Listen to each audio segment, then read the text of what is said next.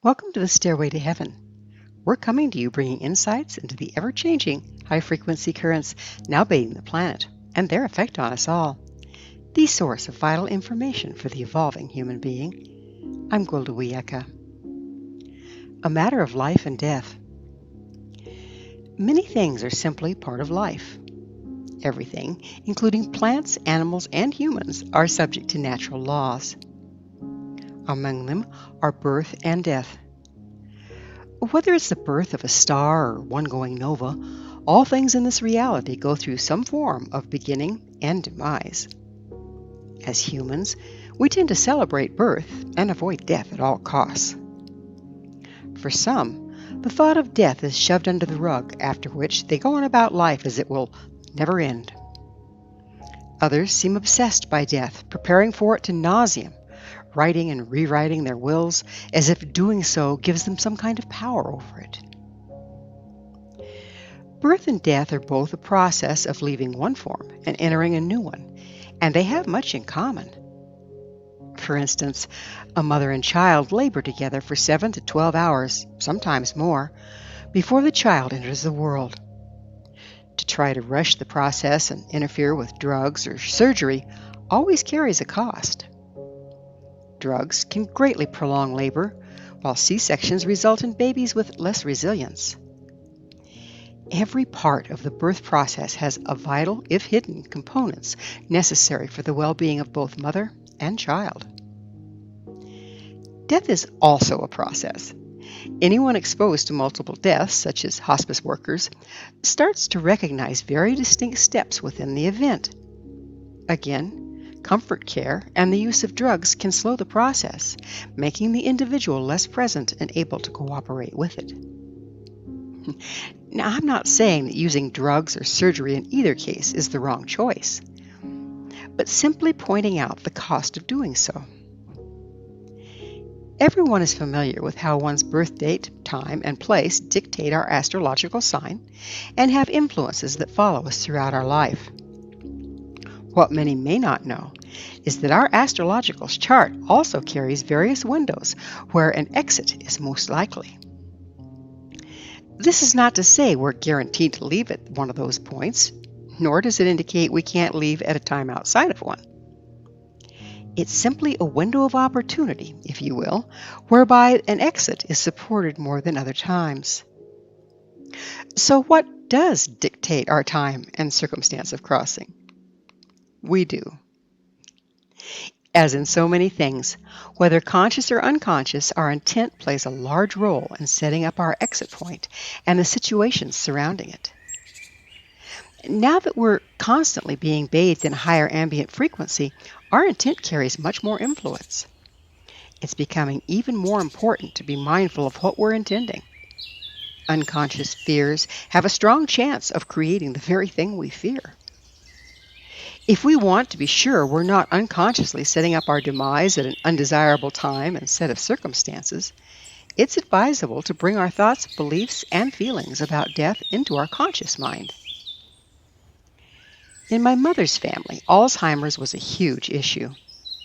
Her mother and 2 of her brothers succumbed to it.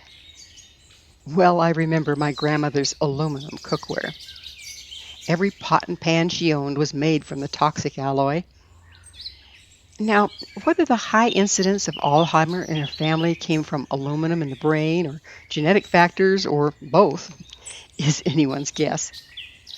But my mother clearly stated that was not the way she wanted to go. She would often say, "I want my looks and all my marbles intact until I draw my last." I never once heard her mention longevity or how she wanted to go when stating her intent. As a result, she ended up dying in her early 70s. Her crossing was a year-long, terrifying experience of increasing suffocation due to inflammatory lung disease. But, as per her intent, she was beautiful and sharp as a tack until her dying day. Sometimes we may be setting ourselves up for an untimely death without even addressing death in our intent. I may simply be intending to be a famous artist as soon as possible. Unfortunately, many artists do not gain notoriety until after their deaths. Spirit must work within the factors present. It may be that my particular form of art is not appreciated by the masses at the time. My death may draw attention to my art long before it will be noticed otherwise. Spirit is nothing if not expedient. Unless I've indicated longevity in my bottom line while setting my intent to become a famous artist right now yesterday, the path of least resistance to my goal may very well be my death. I always remind my students to not leave value judgment up to Spirit.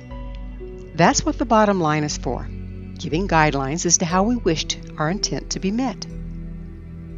Unlike humans, the universe is not adverse to death.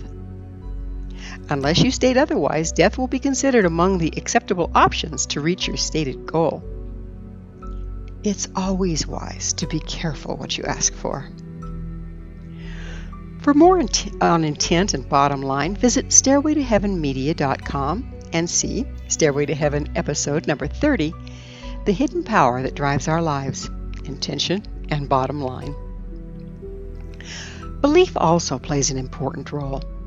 If we're unfortunate enough to have an astrologer predict our time of death, something a good practitioner knows it's both impossible and unethical to do, we may very well believe them and create it through our belief.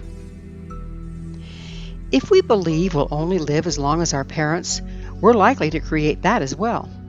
In fact, the chances are doubly high as there are also genetic factors playing in.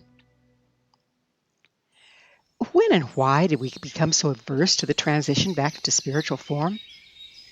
In reports from people having near-death experiences, returning to spirit is a beautiful event. The other side is so appealing they often resist coming back to their bodies when informed is not yet their time. After having near-death experiences, 2 of them, by the way, myself, I've totally lost my fear of death. I may not be excited about the process of my body failing, and I'm very happy to live as fully as I can while I'm here, but I also look forward to rejoining the unified field and all of my relations therein. In short, give me healthy, happy, healthy, happy, healthy, happy, dead. It's not surprising that we don't know much about death.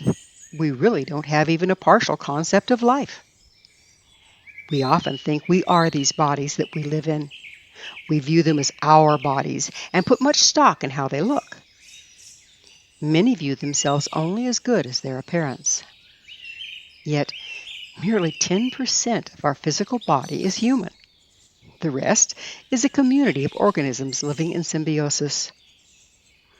So it isn't your body so much as it is a communal body. I'll bet you didn't know you were living in a commune. These avatars, comprised of a community of living organisms, are simply our anchor point to this reality for a time. It's enough to make you wonder how many other realities we may have avatars in at this very moment. When our spirit leaves the body, the rest of the community comprising it doesn't leave right away. Some of them even stick around to decompose what remains. In many traditions, such as the Tibetans, it's customary to sit with the dead for a prescribed time before preparing them for burial or cremation. After all, the entire community of beings in our physical makeup were active participants in our lives and probably in our relationships. It's even questionable how much of our consciousness belongs solely to us. When a person has parasites or serious overgrowth of candida, the little boogers message our brain, making us crave the things they thrive on, such as sugar. Therefore, identifying with the physical body or even with our thoughts is inaccurate and very limiting. When we start to realize we're not our bodies, we can also become less attached to and demanding of them. Shifting how we relate to our bodies can remove a great deal of pressure, allowing them to function unencumbered by our demands and negative thoughts and judgments. Additionally, if we do not view our consciousness and our bodies as one and the same, it'll greatly reduce our fear of eventually having to leave them. Another benefit of recognizing the community comprising our bodies comes from loving and appreciating them and their service to the whole. Not only every critter, but every organ has its own expression. When we honor and give gratitude for them, like all things, they function and thrive much better than if we do not. To honor the community of our bodies is to grant each part what it needs to survive. This is diametrically opposed to the way we now live. Instead, we push and demand performance from our bodies. We starve them so they're fashionably slim, or eat what we want to taste, not what our body needs to survive, regardless of the cost to them. We would not treat beloved friends or partners this way.